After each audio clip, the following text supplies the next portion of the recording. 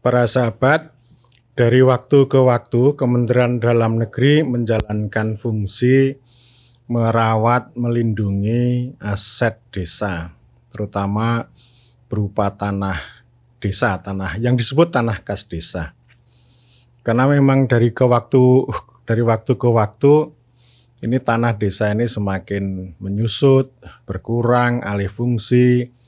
Bisa juga karena diperjualbelikan secara tidak bertanggung jawab, bisa juga dipakai oleh pemerintah untuk fasilitas publik tetapi tanpa penggantian yang memadai sehingga ini berkurang. Ada misalnya sebuah desa di Banten itu dulu punya lahan tanah desa itu 100 hektar, lama-lama berkurang menyusut tinggal 35 hektar.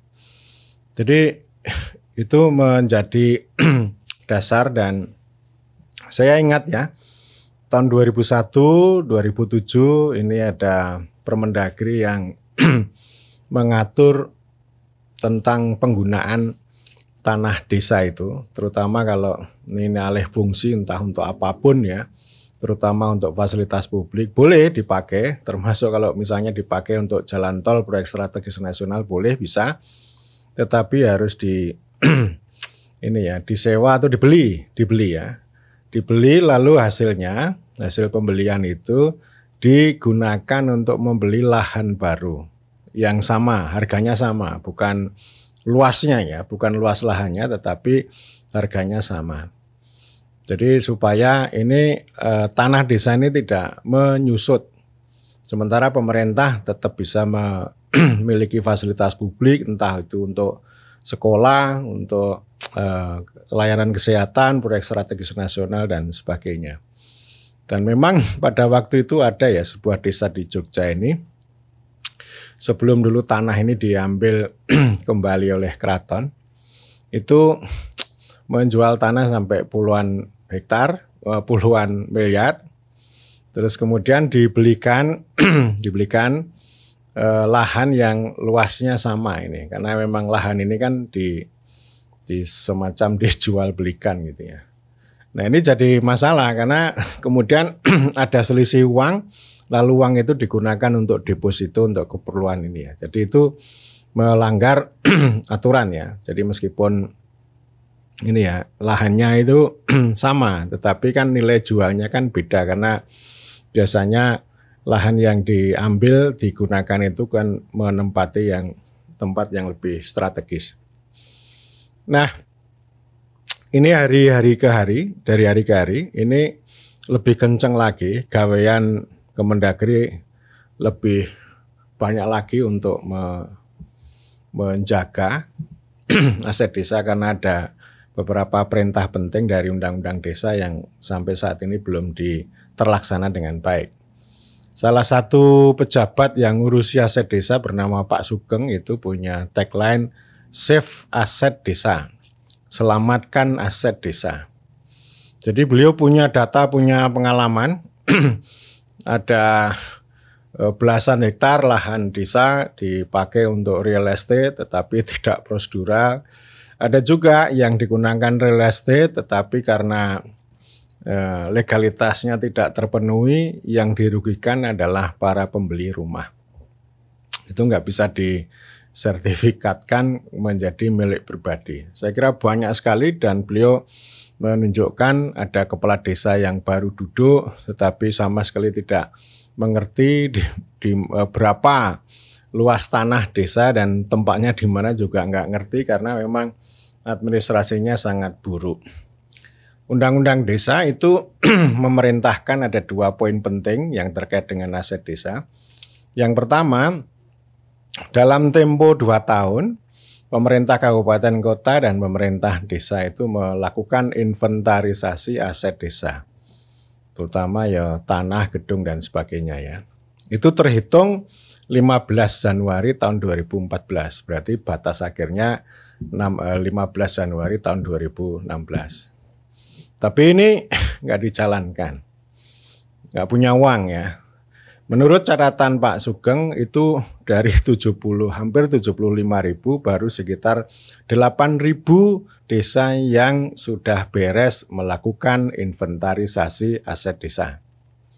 Terutama ya desa yang punya uang atau pemerintah kabupaten yang punya kepedulian, punya uang untuk membiayai itu. Ya. Sebaliknya Pak Sugeng menyoroti ini desa ini gimana? Kalau membantu PTSL, Kementerian ATR, mereka kerjakan.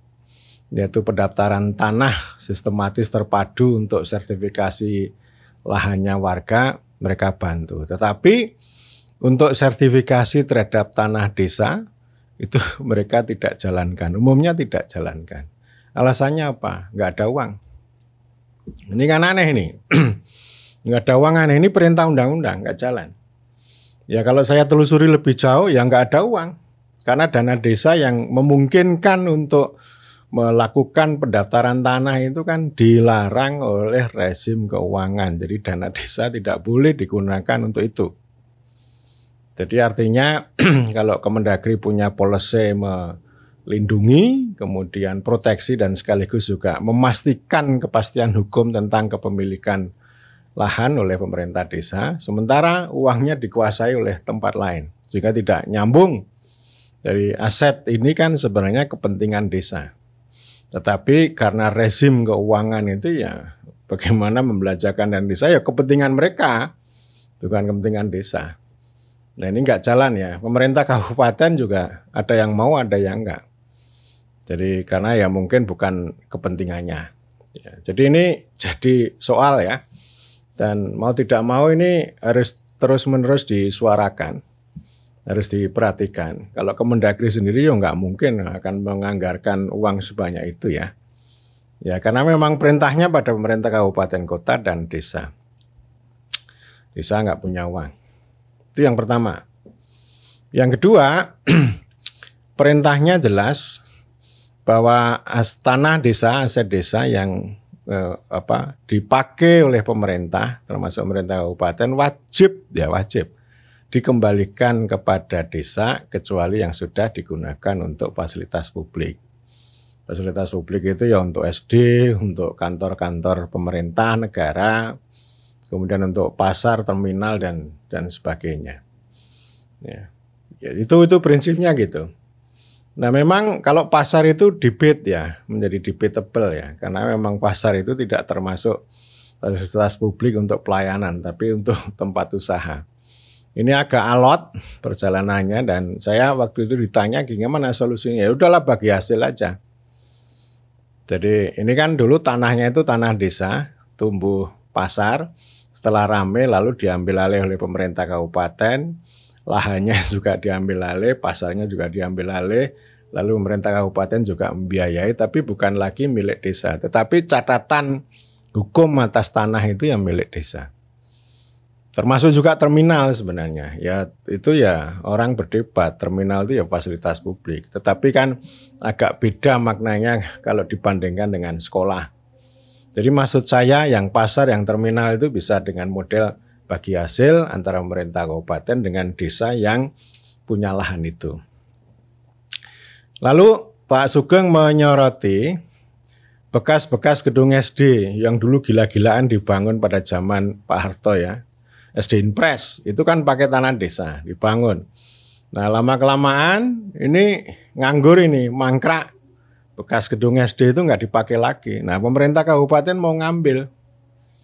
Ya tahu sendirilah kalau soal lahan ya pasti kan ada nilai rupiahnya.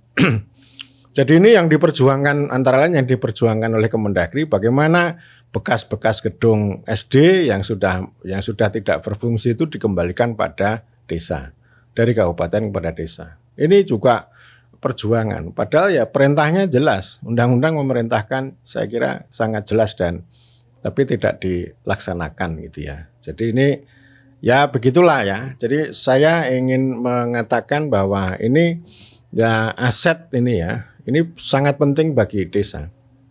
Terutama ini di Jawa ya. Di Jawa ini umumnya kan punya tanah desa cukup luas meskipun sudah berkurang ya.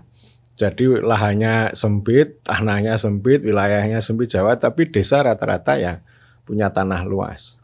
Lumayan lah gitu ya. Tapi kalau kita lihat di Kalimantan, di Sumatera gitu ya, lahannya luas, wilayahnya luas, tapi nggak punya tanah. Jadi kantor desa pun itu bukan tanahnya desa. Kecuali kalau desa-desa trans itu disediakan lah, nggak banyak juga. Ya, jadi ini ya kalaupun desa-desa di Jawa ini nggak dapat nggak dapat uang dari pemerintah ya selama ini jalan ya pakai pendapatan asli desa dari tanah itu. Ya ini penting dan maksud saya ini aset terutama barang milik ini untuk ditata ulang, diinventarisasi sesuai dengan perintah undang-undang desa dan memang pemerintah harus memaksa dana desa itu bisa digunakan untuk itu sesuai dengan nilai ya. Syukur atau begini, ya gratis lah, misalnya nggak usah bayar lah, PTSL itu nggak usah bayar, meskipun pasti Kementerian ATR akan jerit-jerit gitu ya. Ini kan memobilisasi orang harus begini, harus begitu ya harus ada biaya. Ya sebenarnya kalau kita niat ya itu bisa diselesaikan ya secara adat.